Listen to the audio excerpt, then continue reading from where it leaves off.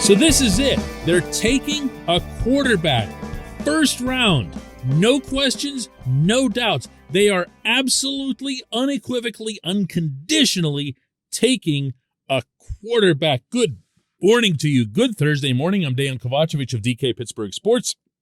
This is Daily Shot of Steelers. It comes your way bright and early every weekday if you're into hockey and or baseball. I also offer daily shots of Penguins and Pirates, which I hope you'll take the time to check out as well. Mike Tomlin could have been, because he always is, at Ohio State's Pro Day yesterday. He wasn't. He instead went to Mississippi to watch Matt Corral, a quarterback. A lesser quarterback, by universal accounts, than either Malik Willis or Kenny Pickett. And according to the analysis that followed Corral's feedback at Ole Miss, he didn't exactly exceed that level at his pro day. But that doesn't matter. What matters from the Pittsburgh perspective is that this head coach wanted to see Corral instead of what was at Ohio State. Now, granted, it's been a while since the Steelers have drafted anyone out of Ohio State. But when they did, Cam Hayward, Ryan Shazier, lots of other guys, they've done pretty well. And it's not one of those stops that you generally skip on the tour. Now, you also could make the case that Tomlin hadn't seen Corral at the Combine, so this was going to be his first and only opportunity to see him in person, whereas he had seen the Ohio State guys. But I'm sorry, a pattern is a pattern is a pattern. And we've now seen three such visits over the past 3 days, between Pickett right in their backyard, Willis at Liberty, and now this. They appear to be seriously invested in finding the right/next young quarterback of the Steelers. And they appear, again, that's appear, to be okay with doing it now rather than waiting another year. And if you're waiting for me to say something like, but doesn't mean anything because they were also all over Justin Fields at Ohio State's Pro Day last year, and look, Fields ended up going to the Bears, and the Steelers were never even sniffing on him ultimately. I'm not going to do that. And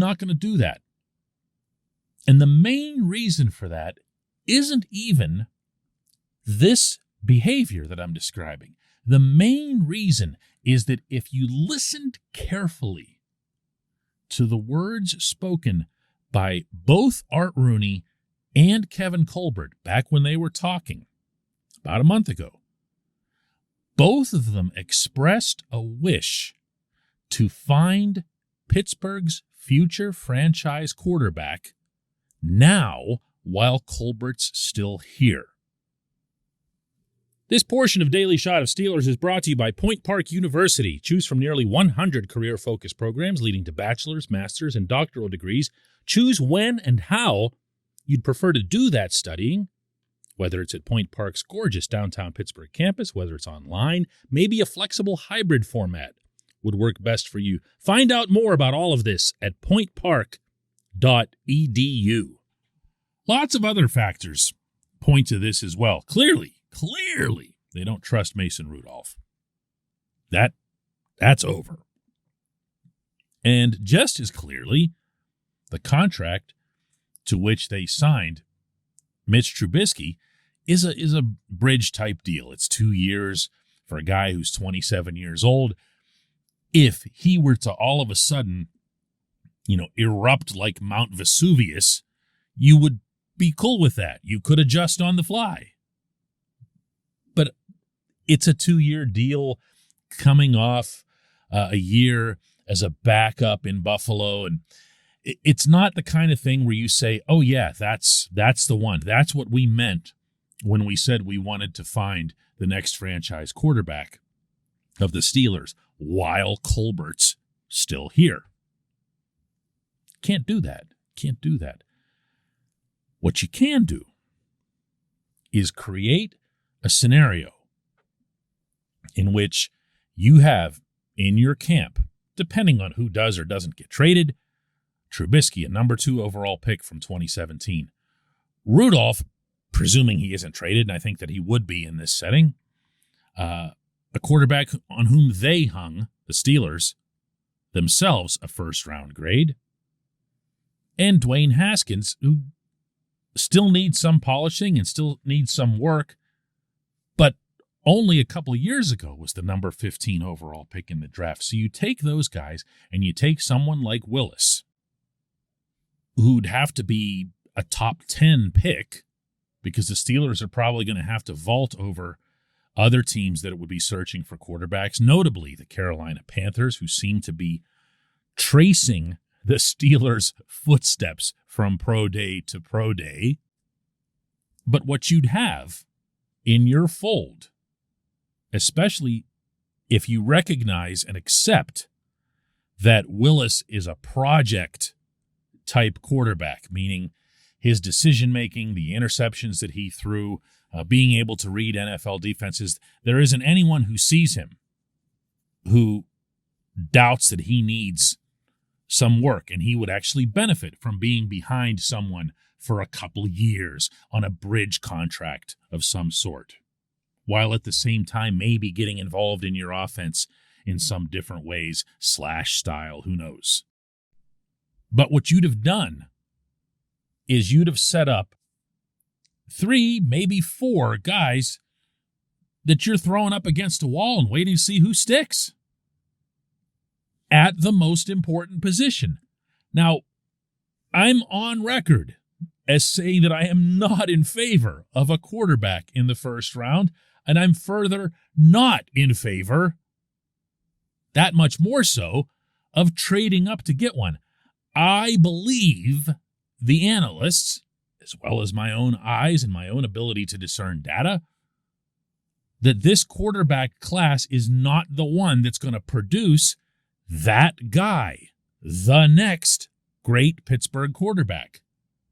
I also, however, don't think that my opinion is the be-all and end-all of these things, and I will always admit that the people involved have way, way, way more information than you or I ever could. So if they see something in Willis, if this head coach in particular sees something in Willis where he is deemed to be potentially special, and they go ahead and make their big move, I'm not going to balk at it. I'm just not. Because at the end of the day, when I think back to what I initially wanted out of this draft, it was an offensive lineman. And I'd still be happy if it were an offensive lineman. But I also just watched them spend a gazillion dollars trying to build back that room. My goodness, can't say this enough. What an offseason this is going to be. When we come back, just one question.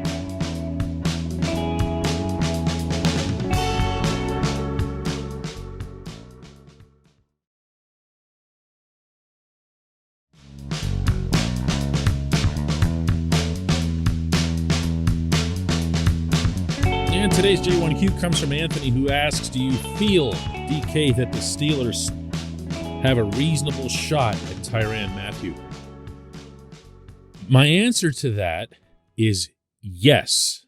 If they wanted to sign this player, they could certainly put forth a realistic effort.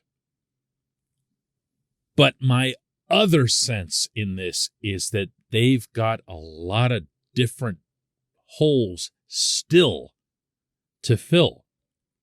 And as I've mentioned several times on this show, just in the past few days, they do not like to enter drafts seeking to fill holes.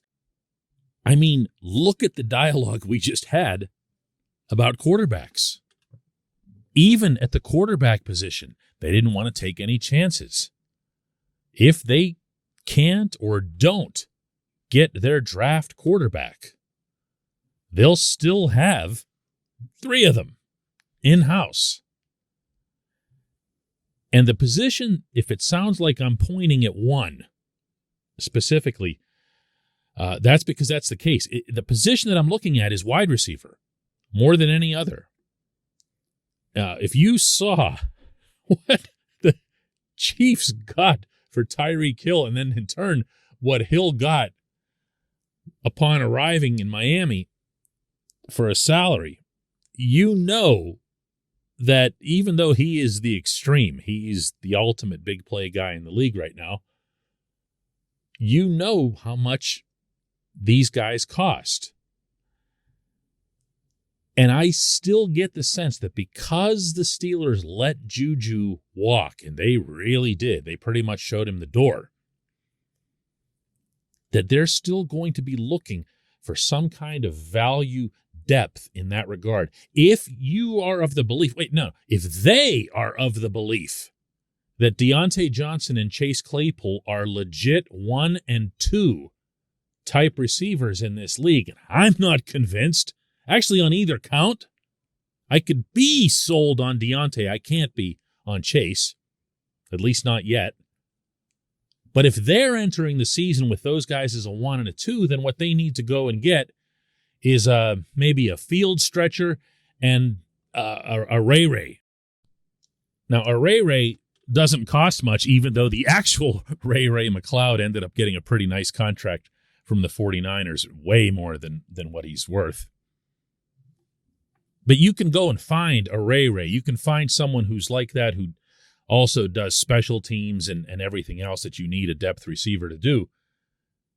But it's that other one, that 2/3, that's missing. And in a draft, in all recent NFL drafts, you've been able to get opening day starting wide receivers in the 2nd, even the 3rd rounds.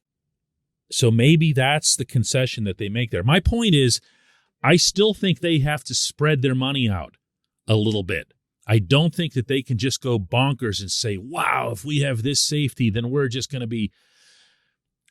My own belief, and I always will try to stress to you what is my belief or suspicion as opposed to information that I'm getting from the inside, because they're very different things, obviously. My own belief is that the Steelers would love to have Matthew, but if they don't, they'll make a bigger effort to bring back Terrell Edmunds. And to be honest with you, I'd prefer that if it helps address other needs, which you'd think it would. I appreciate the question. That's good stuff. I appreciate everyone listening to Daily Shot of Steelers. We'll do another one tomorrow.